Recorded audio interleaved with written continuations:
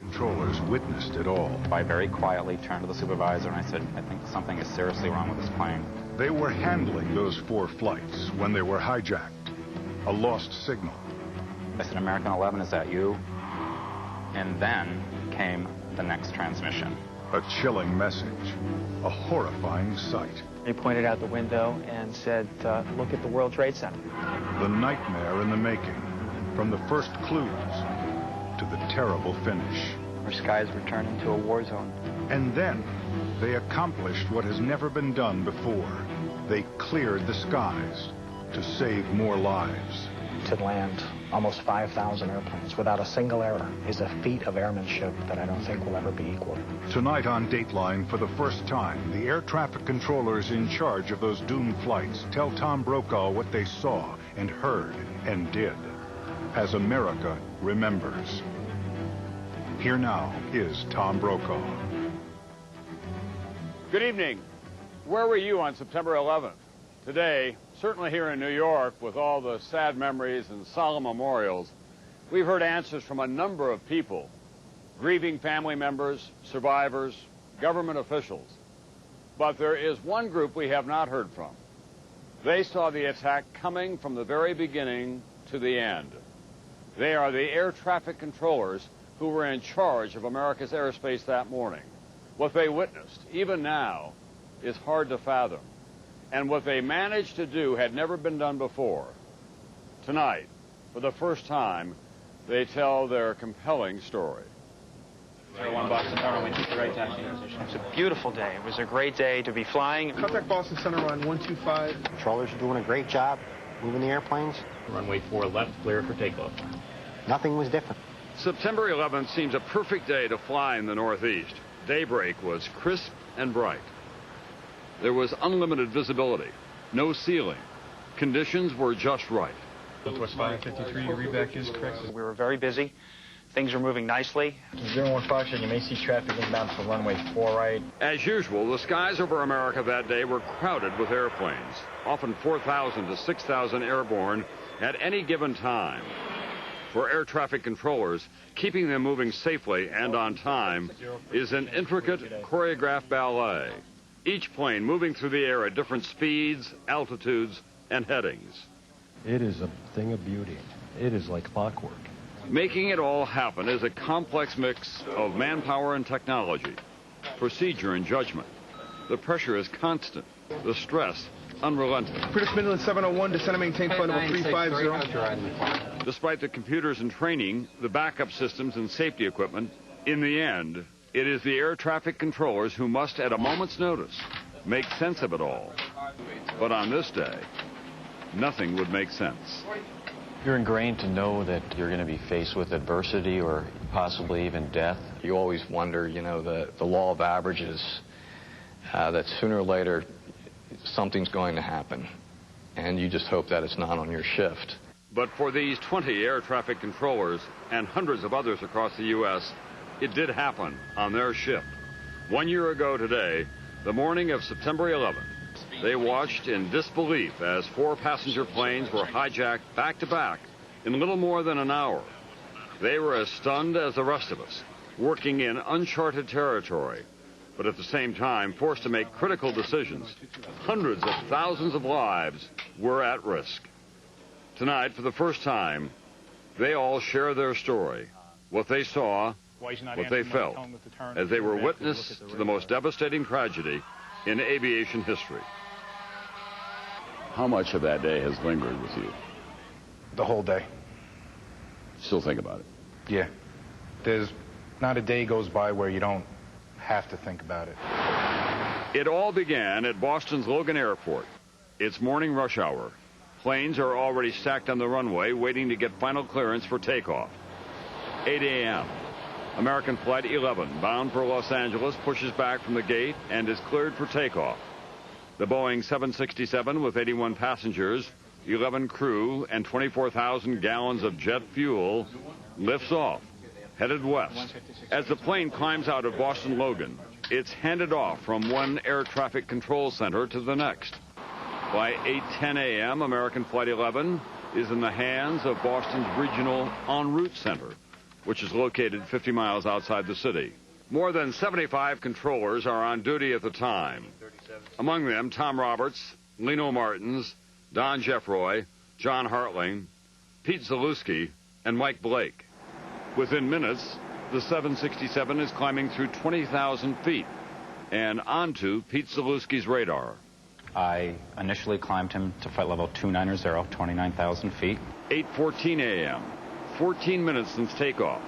American 11 is headed up to its cruising altitude of 35,000 feet, but not before Zalewski radios the pilot a routine order to turn to keep enough space between American 11 and another plane. I turned him to 20 degrees right. He took the turn. I then told American 11, climb and maintain flight level 350, 35,000 feet. There was no response. A moment of concern, perhaps, but that was not uncommon.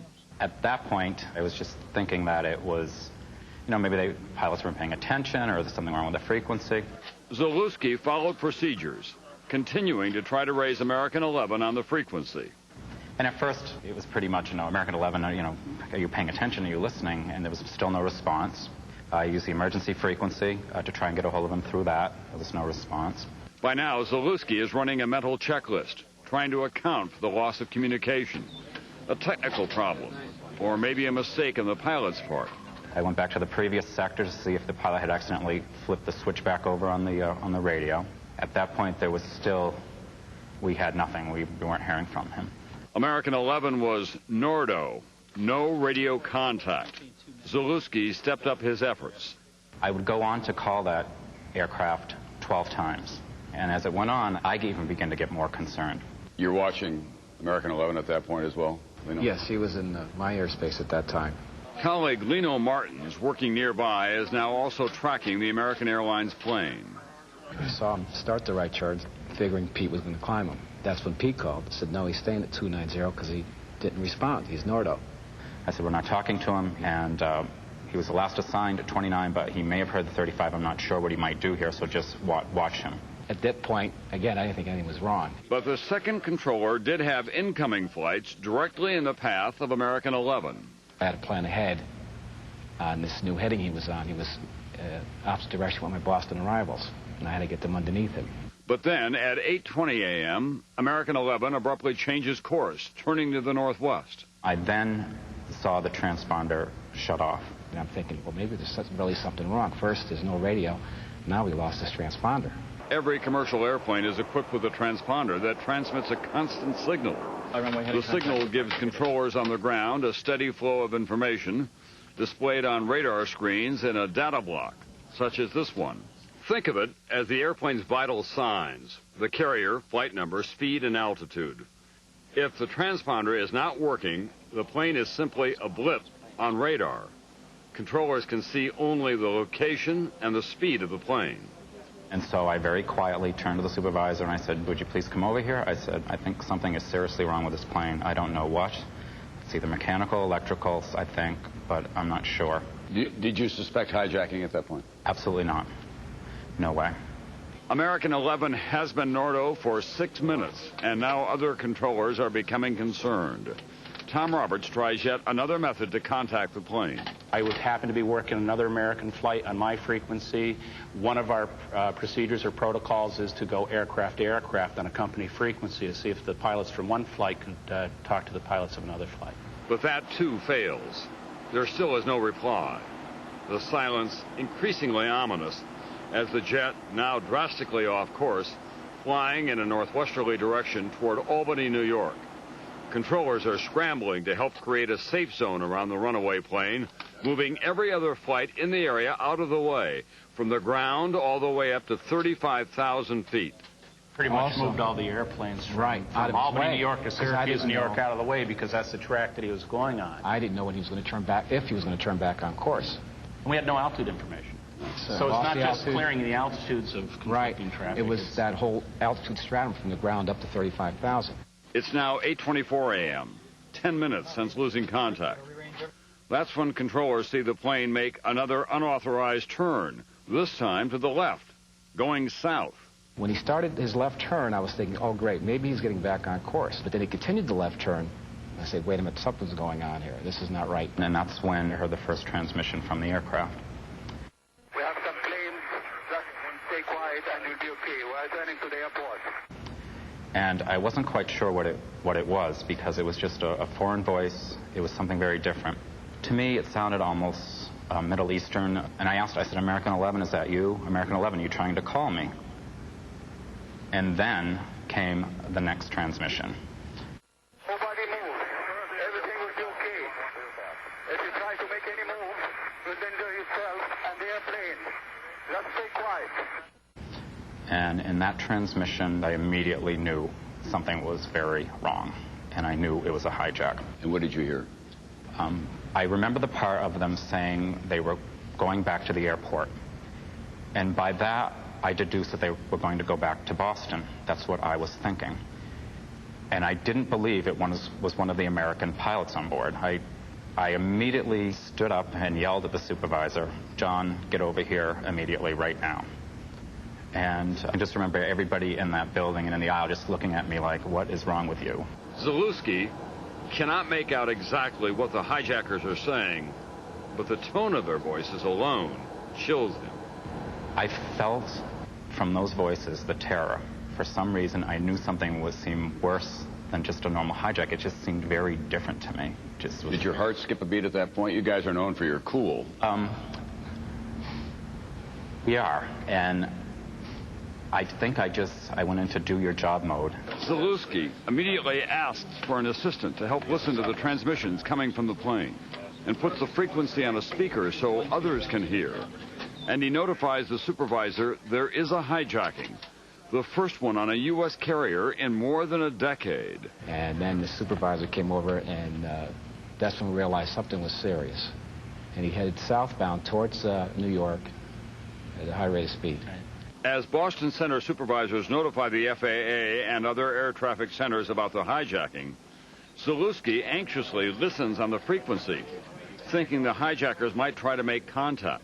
Then comes a third transmission from the aircraft. And that one was pretty horrifying. Nobody move, please. We're going back to the airport. Don't try to make any stupid moves.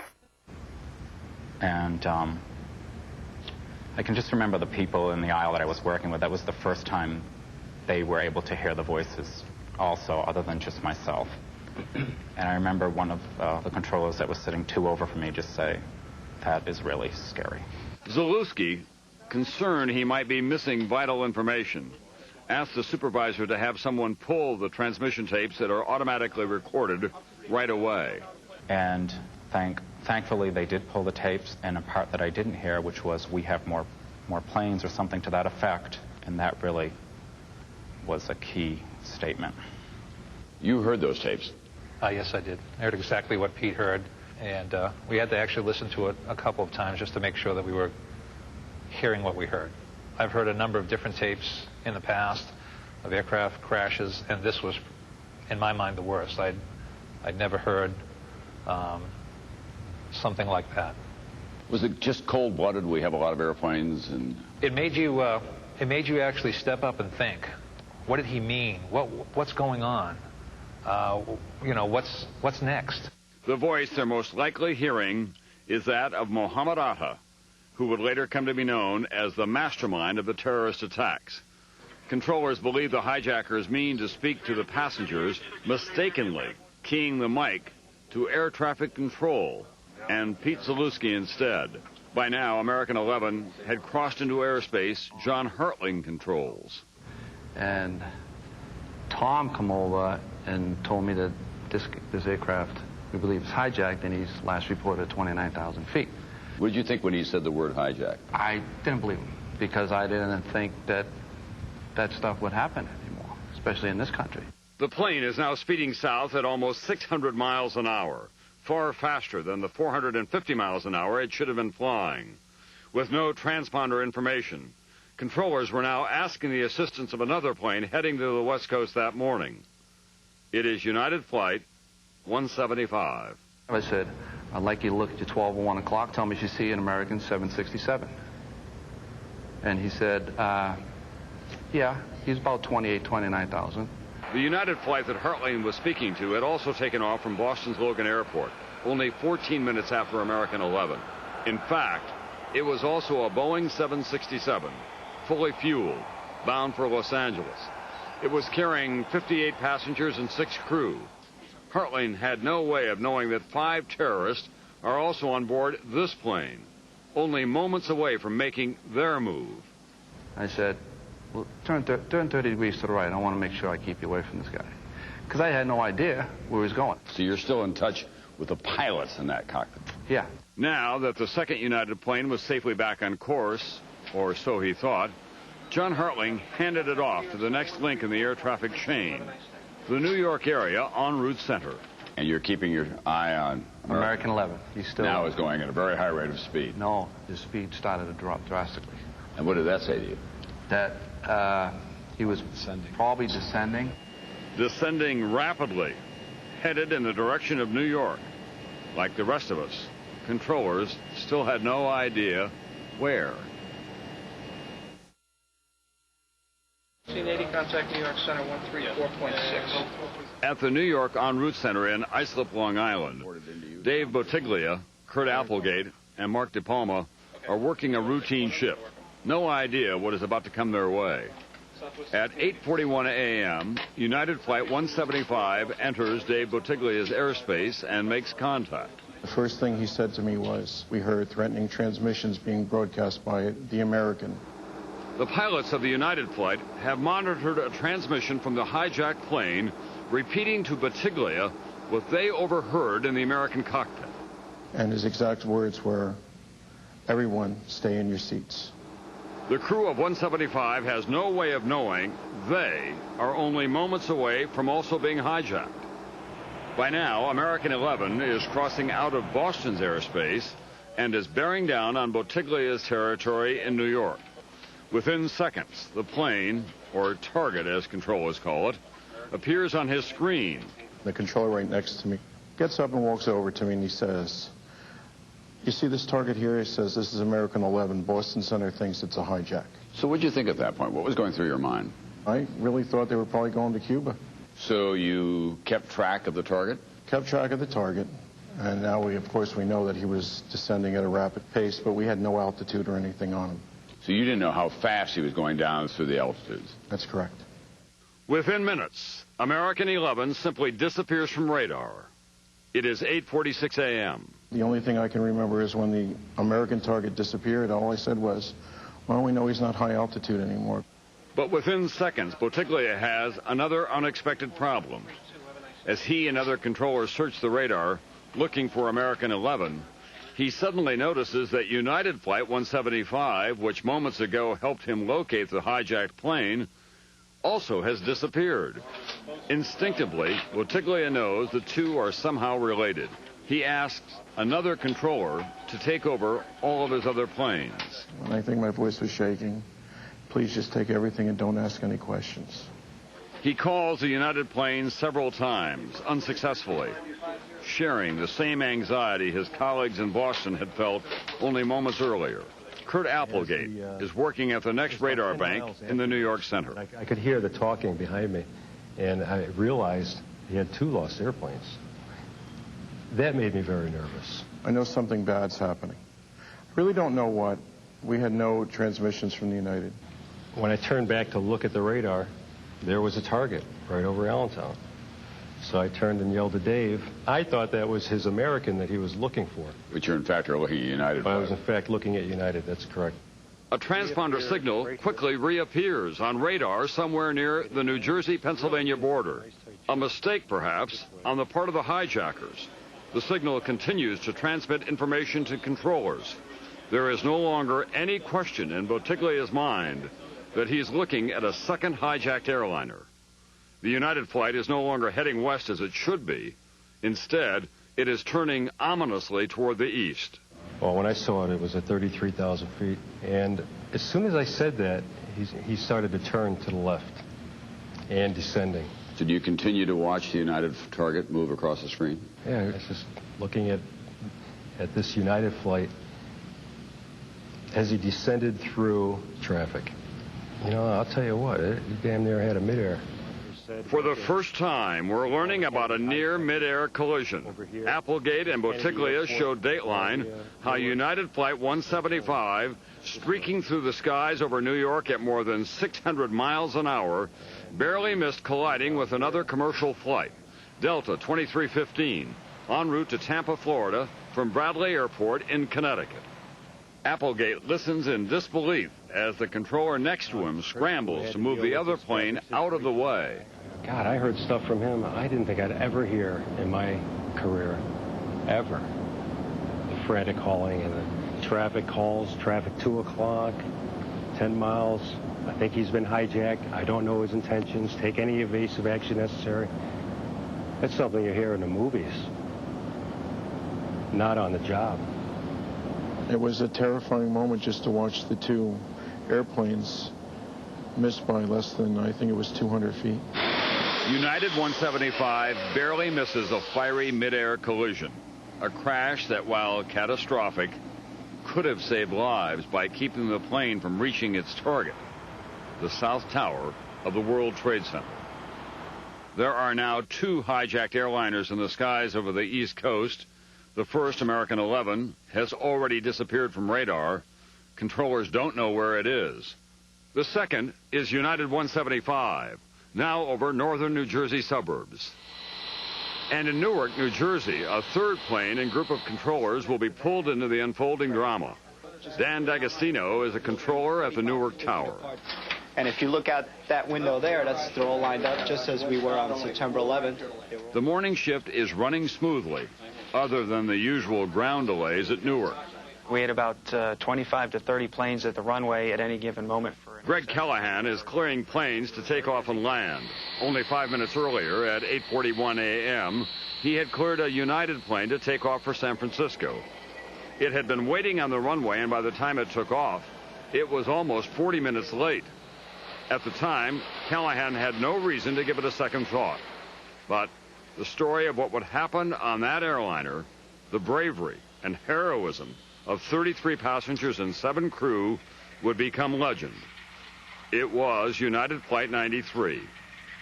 But minutes after Flight 93 takes off, uneventfully, something does grab the attention of Newark controllers, whose view from the top of the tower is a panorama of New York's skyline.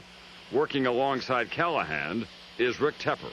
I just happened to glance up and saw a mushroom cloud coming off the first tower. We knew it was an explosion type of fire. I said, Greg, look at that. He was off my left shoulder, and he pointed out the window and said, look at the World Trade Center. He's going, oh, my God, look at that. So we were just standing there staring, just in disbelief, watching it burn.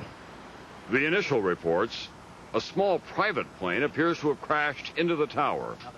Bob Varcatapane was the supervisor in Newark Tower that morning, in charge of 8 controllers. You could see the smoke from here. Oh, yes, you could see the smoke billowing from the side of the building. And we didn't know what it was.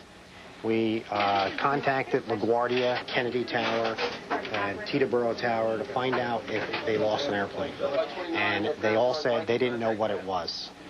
I got on the phone to the en route air traffic control facility out in New York on Long Island, and I asked them if they lost any airplanes. And they said no, but Boston Center lost an airplane. They lost an American 767. Did it occur to you at that point that it could have been that plane that went into the World Trade Center? Well, that's exactly what I said to myself. I said to the controller that I have a burning building and you have a missing airplane. This is very coincidental. As Bob Varcatapane trades calls with the New York and Boston centers, a horrific realization dawns on controllers. American Flight 11, still missing from radar, finally has been found. Word of the fate of Flight 11 quickly travels throughout the air traffic control world. Back at the New York Center, all eyes are now trained on United 175 as it races over central New Jersey, clearly headed toward New York.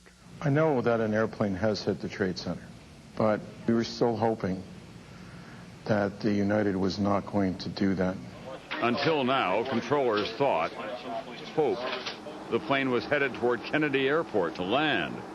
But with each second, it is becoming more clear that whoever is in control of the cockpit of the United plane has a different plan.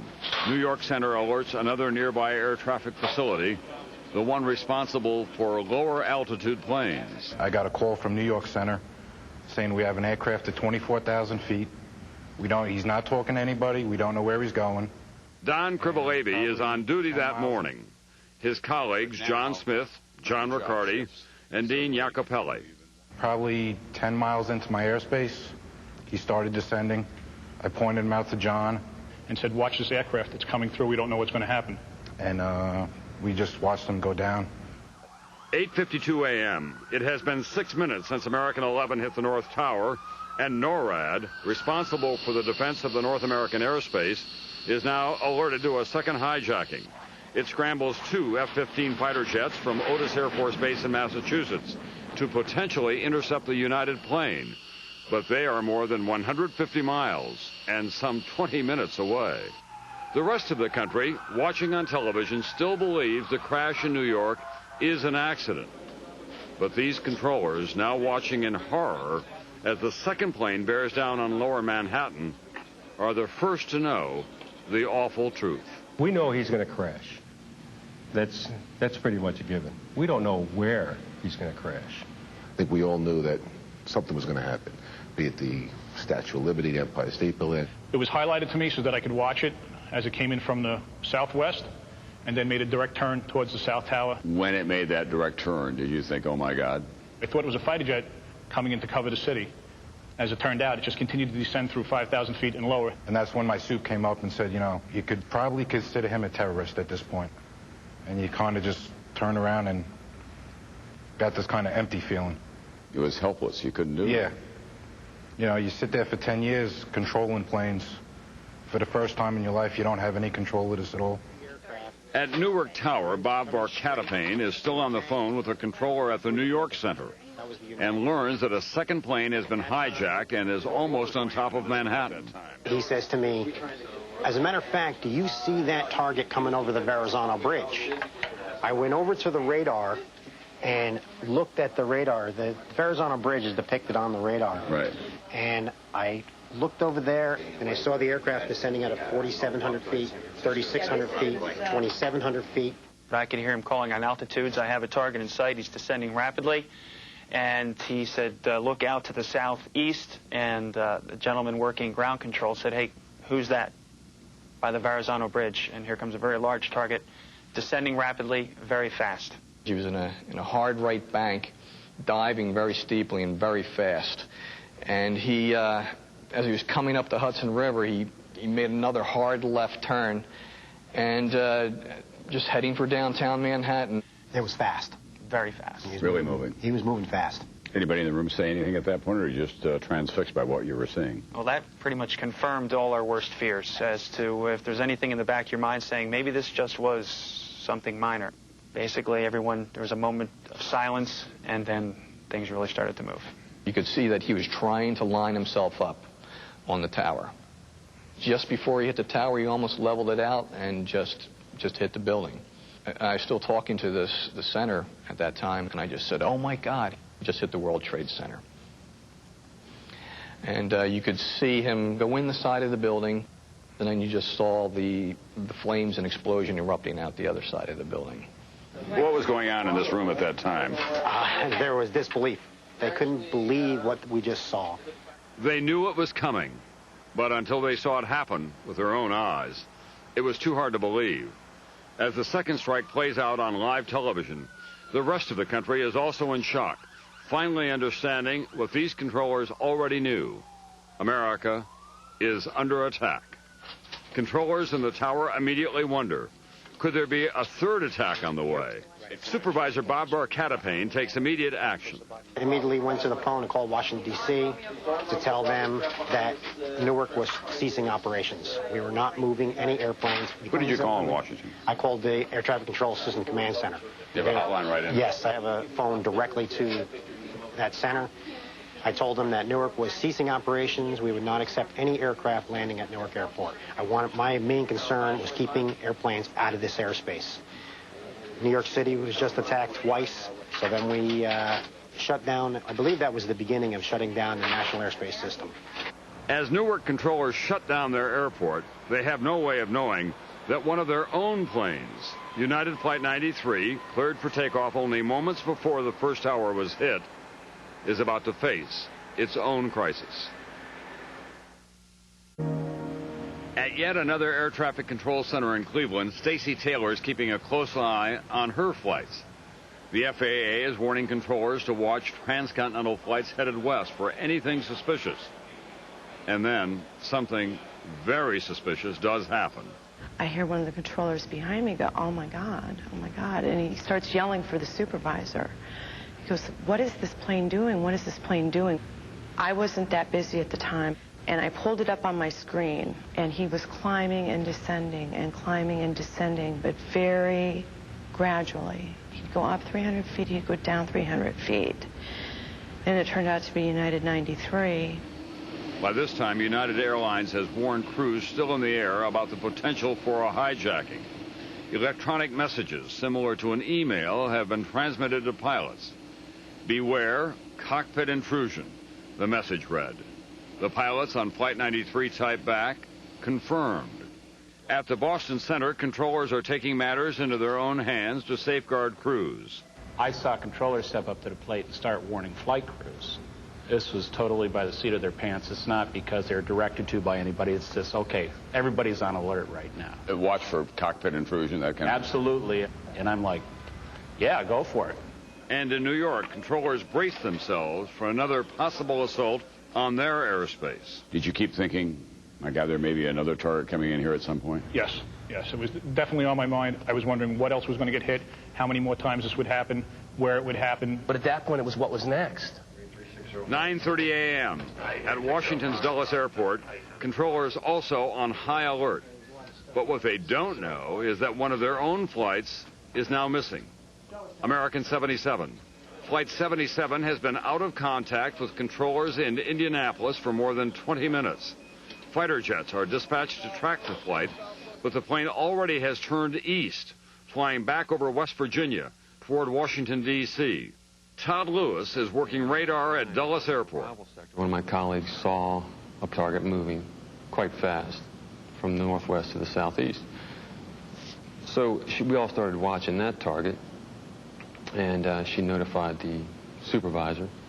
But nobody knew that was a commercial flight at the time. Nobody knew that was American 77. What did you think? It was a military flight of some kind? I thought it was a military flight. I thought that Langley had scrambled some fighters, and maybe one of them got up there. It was really moving fast. It was moving very fast, like a military aircraft might move at a low altitude. How long were you able to track what turned out to be Americans? Well, it was heading right towards the prohibited area in downtown Washington, and that covers the Capitol and the White House. We then called the White House on the hotline to let them know. Controllers activate a hotline to the Secret Service, and within seconds, agents are frantically evacuating the White House. The president is in Florida, but the Secret Service whisked Vice President Dick Cheney into an underground bunker. Then it turned south and away from the prohibited area, which seemed like a momentary sigh of relief. And it disappeared, but it was going away from Washington, which seemed to be the right thing. But at 9:38 a.m., the plane does strike, crashing into the Pentagon. What did you think when you heard the Pentagon had been struck? Then there was no question that, yeah, it was a commercial flight. And you're wondering, we're being attacked. What's next? Washington, D.C. is where United Flight 93 soon will be headed. As American Flight 77 was breaching Washington's airspace to eventually hit the Pentagon, back in the skies over Youngstown, Ohio, Flight 93 still is on course, now airborne for more than 50 minutes. But now, Stacey Taylor and other controllers watch the plane suddenly start to climb. The controller working Flight 93 tries to contact the cockpit. United 93, Cleveland, do you still hear the center? I was afraid of that flight. I see this plane climbed up from his assigned altitude to 35,000 feet to 41,000 feet, turned around and aimed right back at where we were, and descended rapidly. And when a plane descends too fast, the computer can't keep up with it, and you get X's in the altitude box. So we knew he was aimed at us and descending very, very rapidly. At that point, I knew it was a confirmed hijacking. I didn't know where they were going, what they were doing. I was worried that we were a target, that the center was a target. I remember looking at the ceiling and thinking, you know, here it comes. We have all shuddered at the thought of what must have been going on in the cockpits of those hijacked airliners. It turns out the Cleveland controller working United Flight 93 at the time, along with supervisors, actually heard the sounds of the struggle in the cockpit. I said, did you guys talk to him? He goes, yeah, we talked to him. I said, what did the pilot? He said, it wasn't the pilots. He said, it was the hijackers. I said, the hijackers? I said, are you telling me the hijackers were talking to you on the frequency? He said, the pilot opened up the mic before. He said, we heard it all. I said, what? He said, we heard them being killed. And he said, we heard, and I said, don't tell me anymore. I said, I don't want to know anymore. And as upsetting as this is, there is still more going on inside Cleveland Center. A false alarm involving another Delta flight en route to Cleveland has officials ordering evacuations. They're evacuating the city of Cleveland. They're evacuating the center as we're all doing all this too. Flight 93 will not strike the Cleveland Center. Instead, like the other three planes before it, it makes a radical turn. Hijackers then shut off Flight 93's transponder signal, just as they had on the other three planes. Controllers can now only see a moving target on radar. They have no other flight information. Back at Newark Tower, where Flight 93 took off only an hour before, Bob Barcatapane is trading phone calls with the FAA Central Command Center in Herndon, Virginia. The command center is telling him there are at least 10 planes they're still suspicious of for one reason or another, all possible hijackings. When I talked to the command center again, he told me that another aircraft was being hijacked. And he said, as a matter of fact, it's one of your airplanes. You had a hard time believing that. I didn't believe it at all. I was like, what is going on? We were tracking United 93, and I was in conversation with the FBI agent, and he was relaying to me that we suspect that this aircraft has now been taken over by hostile forces, described the sharp turn it made over eastern Ohio and now is heading back along southwestern Pennsylvania. And I could tell just by giving it a visual track that it was obviously heading for the Washington, D.C. area.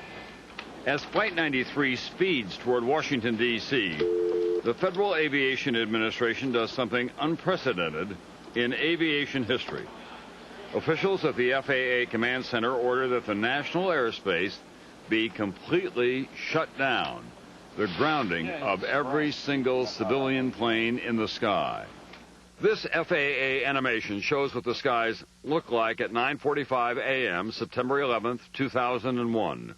Controllers have already landed more than 1,000 planes from the Boston and New York air corridors. There are still 3,949 planes in the air. Controllers must still land every single one as quickly as they can at the nearest possible airport, no matter how far from their intended destination. The controllers began rerouting the planes at the rate of one every second. And people were landing out here in La Crosse, Wisconsin, and Peoria, Illinois. Oh, they were landing all over the country. This whole system basically just So it looks like a daisy field, and suddenly it goes dark. At the Cleveland Center, Stacy Taylor is busy diverting planes to land, but can't stop thinking about Flight 93. You're keeping your eye on Flight 93 at this point? Yeah. And then the transponder came back on. We got 2 hits off the transponder. That's something we've always wanted to know. Why did the transponder come back on? Because the hijackers had shut it off so that they couldn't be tracked, even though we were still tracking them. Now we were getting an altitude readout on the airplane. I can't remember the precise numbers, but it was around 6,400 feet and then around 5,900 or 5,800 feet. And we're thinking, oh, you know, maybe something's happened. Maybe this isn't what we think it is. But minutes later, at 10:03, the transponder shuts off again. Flight 93 disappears from radar. I had another airplane that I was working, and I told him, I said, sir, I said, I think we have an aircraft down. I said, it's entirely up to you, but if you'd be willing to fly over the last place that we spotted this airplane and see if you can see anything. And he's like, yeah, we'll do that. So he flew over, and at first he didn't see anything. And then he said, we see a great big plume or a cloud of smoke. You knew it was down at that point. A number of heroic passengers had launched their own counterattack on the cockpit, preventing the plane from reaching its presumed target, the nation's capital. I know there's been talk about if United 93 was shot down. United 93 was not shot down. I would have known, I would have seen that. Did you see any of the fighters around Flight 93? There were no fighters around Flight United 93. No. And from the way I understand it, if they'd have gone any closer to Washington, then they would have been intercepted. But at the time the flight went down, no, there was no one on him. 10:30 a.m., the FAA's view of the national airspace. In just 45 minutes, controllers have safely landed almost 2,500 planes. But there are still more than 1,500 in the air, and each one is a potential weapon. Controllers still fear that other attacks are planned. Speculation centers on the Sears Tower in Chicago or other landmarks in the nation's capital. Even Air Force One. The president's plane still is in the air, and controllers worry it could be the next target. The airspace above the United States is in a lockdown. Controllers are furiously diverting planes to land at the nearest possible airport. And aside from military aircraft, only one other plane is allowed to take off. Air Force One, the plane known as the Flying Oval Office. In fact, the Secret Service is purposely keeping the president on the move and away from Washington. You remember hearing about Air Force One, about where it was and where it was going? Yeah, we knew where it was. We were tracking it. We were tracking it. At 11 a.m., Air Force One still is on the move, en route from Sarasota, Florida, where the president had been speaking to elementary school students that morning, to Barksdale Air Force Base in Louisiana. Was there some discussion in the room about, man, Air Force One is still up there? That was one of the potential targets. That factoring in the fact that as many as 10 aircraft were still potentially unaccounted for, and that Air Force One was a potential target, as was the White House, as was the Capitol, Washington, D.C. It was a war zone. Our skies were turned into a war zone. Everywhere you turn, it was military jets and helicopters everywhere. And that's when the reality sank in. We're at war. It was nuts. Yeah. 11:30 a.m. More than 3,000 planes have landed safely. But there are more than 900 still to go. Man, how did you keep the concentration on the other planes knowing what had happened here? It's hard, but you do it because that's what you're trained to do. Finally, at 12:15 p.m., 4 hours to the minute, when controllers lost contact with that first airliner, they have accomplished their mission. For the first time in the history of air traffic control, dating back to 1938, there is not a single civilian plane in the sky over the U.S. Controllers have accounted for all the suspicious planes. They wonder, but will never know, if there were other hijackers with attacks planned that day, plans that were derailed by their quick action. When the chips were down, they delivered. John Carr is the president of the National Air Traffic Controllers Association. He presides over some 15,000 controllers nationwide. When you're talking about an event that no one had practiced, no one had trained for, no one had any idea could possibly unfold before them, to then shut down the system in 2.5 hours and land almost 5,000 airplanes without a single error is a feat of airmanship that I don't think will ever be equaled. Until now, there has been no time to deal with emotion. But with the airspace clear, the enormity of what has happened, the staggering loss of life, hits home. I broke down. I broke down. At Boston Center, Pete Zalewski, the first controller to handle a hijacked plane, maintaining composure throughout it all, he finally falls apart. I started crying. I couldn't talk. I started shaking. And I just said, what's wrong with the world? What is happening? There is more bad news for the Boston Center. One of the controller's wives actually had been on the American Flight 11, the first plane to hit the World Trade Tower. Doug McKay's wife was on American 11. And was he on duty? Doug was actually on his way to work. Doug had dropped his wife off at the airport. The individuals that worked with Doug the evening before knew that his wife was going to be on American 11. And when they found out that American 11 had hit the towers, we stopped Doug at the door, and we basically took him aside and brought him into another room, and we went through taking care of Doug. And it was pretty tragic. That is part of the brotherhood and sisterhood, isn't it? You have to take care of each other as well as take care of all those airplanes.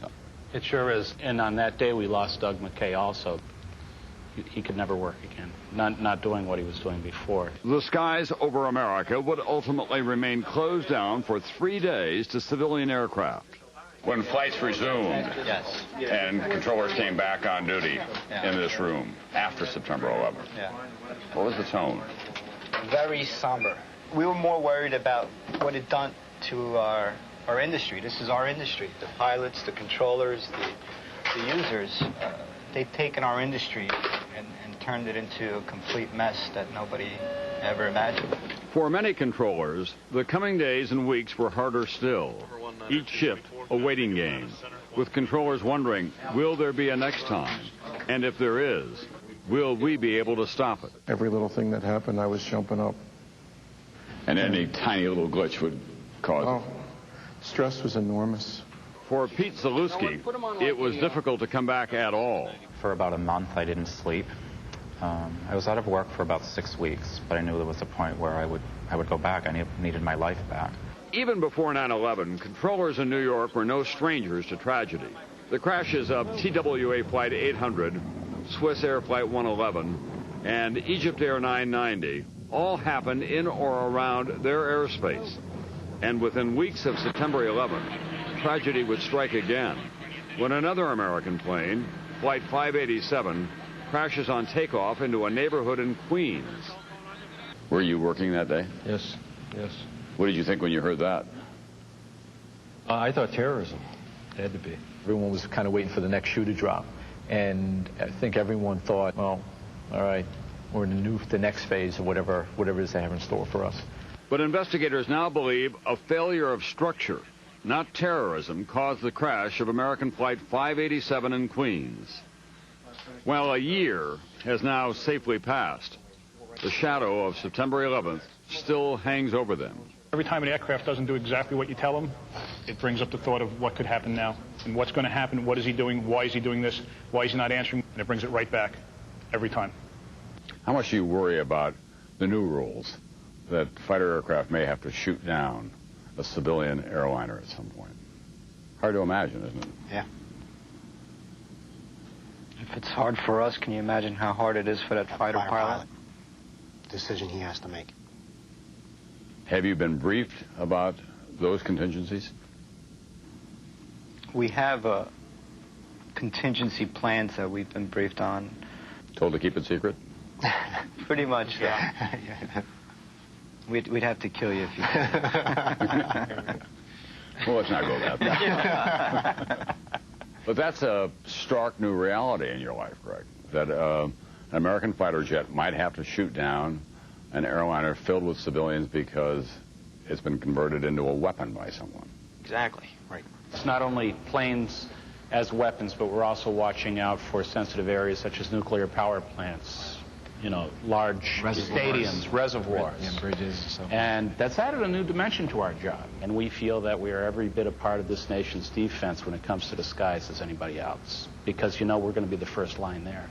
As today's anniversary approached, most of these controllers have shied away from even reading about it or watching the coverage on television. Stay away. I already know too much, because as I watched the American disappear, the United disappeared. And those were the first two. And I guess I'm the first one to know it. It's an honor you'd rather give up, though, right? Absolutely. I just think about all those people and all the brave people that died there. He remains in awe of the timing of it all. How did they do such a coordinated thing that the American literally disappeared and the United literally got hijacked at almost the same time? And I've always wondered if they were actually talking to each other, saying, I'm going in now, good luck. It's the what-ifs that plague the Newark controllers. What if those fighter jets scrambled to intercept the second plane had arrived just a bit earlier? I remember the two F-15s. They were there moments after the impact. And I was just said to myself, if they only could have gotten there a couple minutes earlier. They just missed it. But what would they have done? What do you think they would have done? I don't know what they have done. You know, 20/20 hindsight. They probably would have had to shoot it down. But back then, that only came from the president. Right. Yeah. What if Flight 93, delayed so long on the runway at Newark that morning, had been delayed just a few minutes more? It happened a few minutes later. May not have made it off the ground. It may not have made it at all, unfortunately. Each of them struggles with personal memories, moments, images, seared into their consciousness. They will never forget them. I still can hear their voice. That will never go away from me. But just horrific, just the feeling of it, the voices, you knew they had control. You knew they had control, and we didn't. And that was very scary, because as controllers, you're taught to have control, and there was none that day. They were the 4 darkest hours in aviation history. But these controllers and their colleagues across the U.S. met an unprecedented challenge that morning 1 year ago. Their coolness kept other tragedies from occurring, ensuring the safety of more than 350,000 people in the air and countless more on the ground. I know you have professional pride, but when you look back, aren't you a little astonished that it went as well as it did? The people that were working that day did a phenomenal job. I mean, the controls in this country are the best in the world, and I'm proud to be one of them. The men and women with whom we have spent the last hour and their colleagues in air traffic control centers across the country are much more on our minds now. We used to take them for granted. No more.